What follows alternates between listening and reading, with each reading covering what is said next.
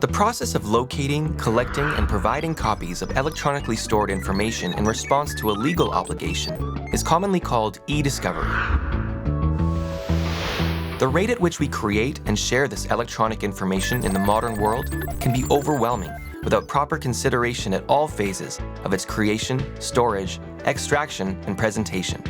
The average person doesn't consider the sheer volume generated on a daily basis. It's estimated that in just 48 hours, we now produce as much data as the world's largest library already holds.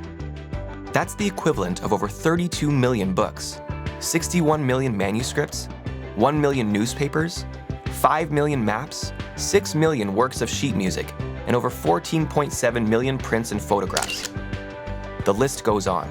But the information inflation doesn't stop there. By 2013, approximately 1.9 billion people around the globe will be using the internet, and email traffic, recorded at 247 billion messages a day in 2009, is expected to more than double.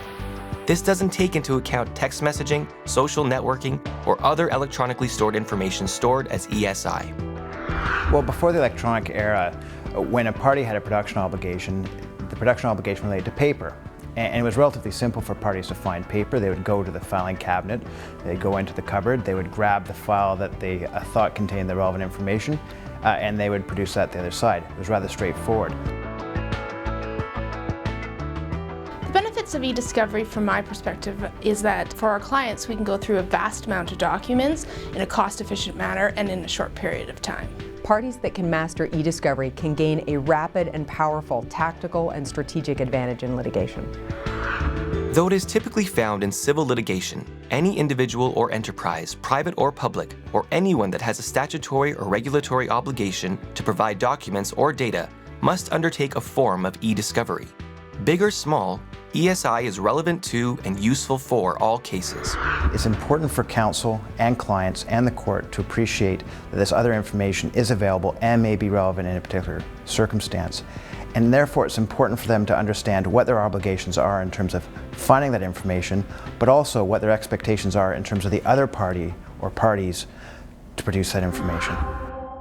eDiscovery is often daunting for the simple reason that people, and lawyers in particular, are used to paper. Paper is familiar. We touch it every day of our lives. But not everyone is computer savvy. If a paper document needs to be changed, we simply make the changes on the face of the document or create a new one. And the storage and filing of paper is quite simple. All a person has to do is go to the right folder, filing cabinet, banker's box, or warehouse to find the relevant document. ESI is different because we can't actually touch it or grasp its volume. We have to trust that it's located electronically rather than see it in a filing cabinet. And unlike paper, ESI can be created and converted in many different formats, changed and duplicated often, accessible or readable only with proprietary software or hardware, and stored in many different devices.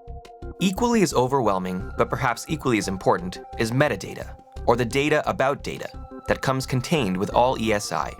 Metadata can reveal who created it, how or when it was edited, was it copied, who copied it. Plus, if the ESI was printed, you can find out when and who printed it. Not to mention if the data was moved, where it moved, and even sometimes if it was deleted. Metadata is data about data. When documents are created electronically, not only is there the information one creates, but information about how that information was created. So in every email, Word document, or Excel document that's created, there's also information about who created it, when it was created, who might have accessed or printed it.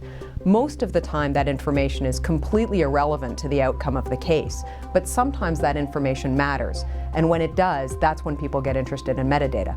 Because we have access to this information relatively early on, and through the use of certain tools in order to search and process that information, we're able to relatively quickly get to the key information and facts that are needed to take a rational decision with respect to the matter at hand.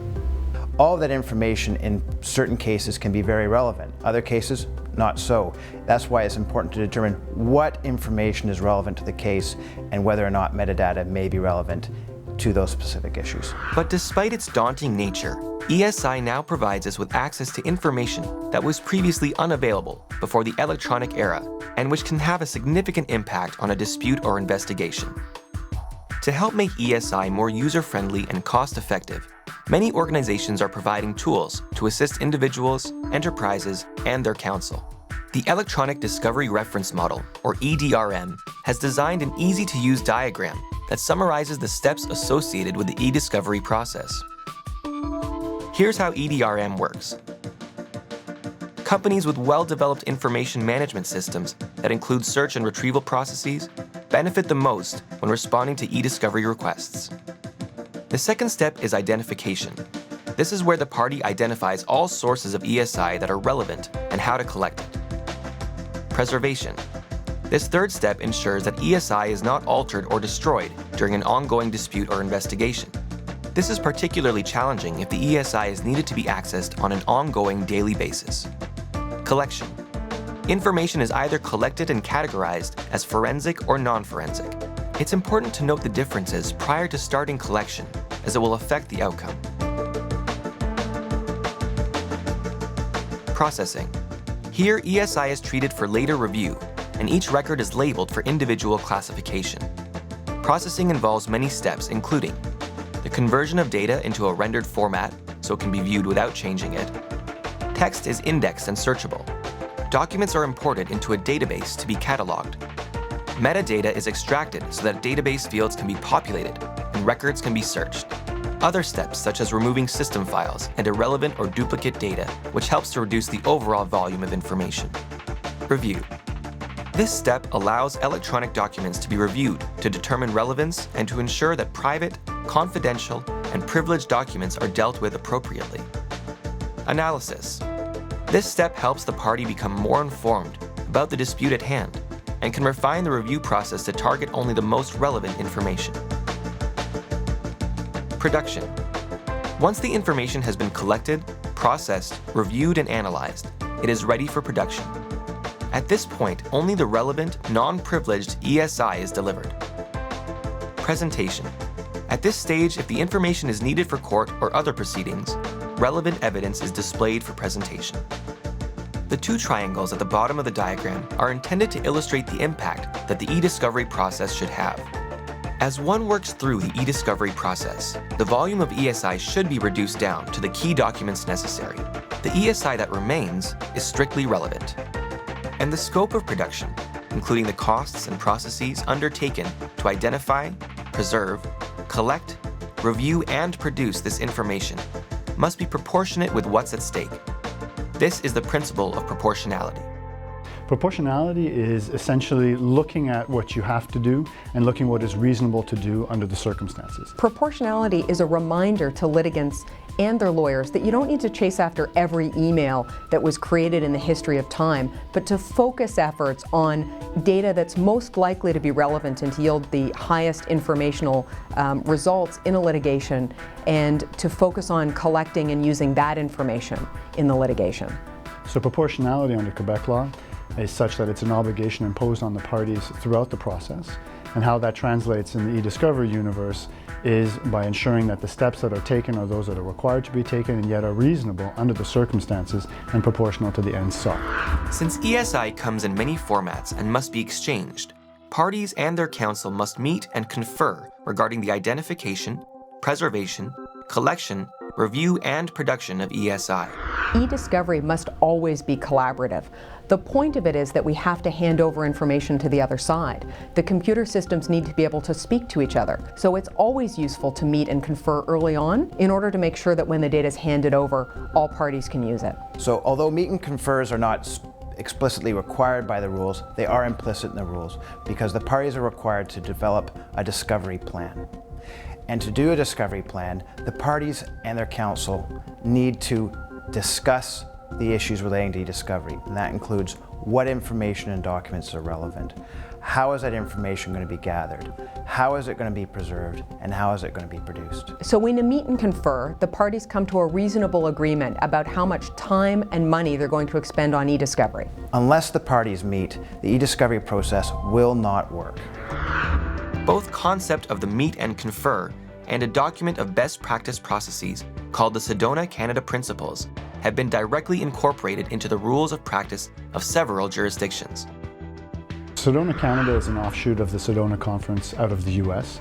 It's a think tank bringing together various parties dedicated to arriving at a thoughtful and rational approach to the question of eDiscovery in Canada, taking into consider costs, outcomes of justice, and interests of various constituents in order to ensure that the way things are done, they're done in an appropriate manner in order to arrive at an outcome that is beneficial for all parties. In the end, what should be reassuring to all clients, counsel, and the court is that the EDRM, the Sedona principles, and the model documents available are still based on the same legal principles that existed prior to the electronic age. The key to each of the steps from start to finish is to ensure that they are undertaken in a legally defensible manner. Even though the discovery process is now electronic, with a little help, it can be more effective and more efficient than paper. Many of our practitioners are involved in industry-leading organizations which are helping to develop the legal framework for eDiscovery. And our technical consultants also sit on industry-leading organizations so that we remain at the forefront of technological developments. Electronic discovery is not necessarily a burden. It can, in fact, be an advantage that can be exploited for our clients in order to arrive at the best result possible.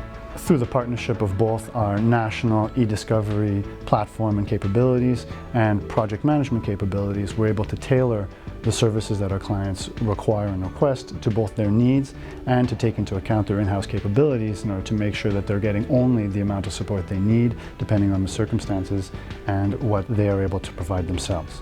In my practice, I deal with a significant amount of regulatory matters which result in the requirement that I respond in a very short period of time on behalf of my clients. And given the industries I'm dealing with, we tend to have a very large database that covers an extensive period of time, and we need to be able to focus in on the real matters at issue and get to the heart of the matter and get it out to the regulator by the deadline that's required. The tools that we have enables me to do that in a short period of time. The firm realized a long time ago that it had to develop an infrastructure to help our clients gain access to this information so that they could rapidly use it when confronted with a dispute. Although eDiscovery is often thought of in the civil litigation context, the principles that apply to eDiscovery apply in a wide variety of circumstances that counsel and clients need to be aware of. It applies in the regulatory context. It applies in the context of labor arbitrations. It could apply in the context of competition disputes. It can apply in the context of human rights complaints. There are a wide variety of areas where it can apply, and that's why counsel who practice in all areas need to be aware of these issues. eDiscovery. New technology, same principles.